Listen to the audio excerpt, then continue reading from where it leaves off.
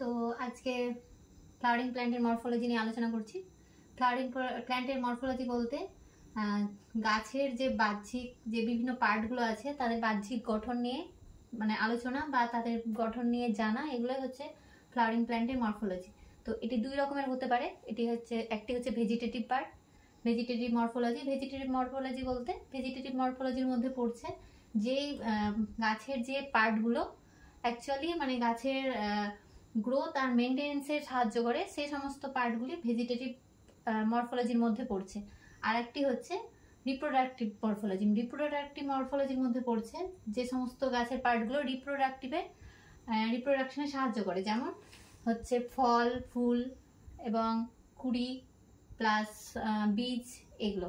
ঠিক আছে, এটা দুটো পার্টে যদি ভাগ করি আমরা মরফোলজিকে, তাহলে একটি হচ্ছে রুট সিস্টেম, একটা হচ্ছে শুট সিস্টেম। ঠিক আছে, রুট সিস্টেম বলতে এই যে আমাদের এই মাটির নিচে যে পার্টটা থাকে সেটা হচ্ছে রুট সিস্টেম।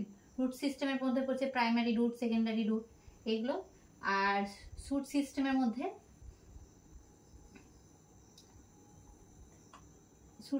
মধ্যে পড়ছে আমাদের ফুল, ফল, পাতা, তারপরে কাণ্ড, নোড বলতে যেখানে পাতার যে অংশটা যেখান থেকে পাতা বেরিয়েছে সেটা কাণ্ডের সাথে যে সংযোগটা আছে সেই সংযোগ স্থলটাকে নোড বলছে। ঠিক আছে, আর ইন্টারনোড বলতে দুটো নোডের মাঝের যে পয়েন্টটা, সেই পয়েন্টটাকে ইন্টারনোড বলছি আমরা।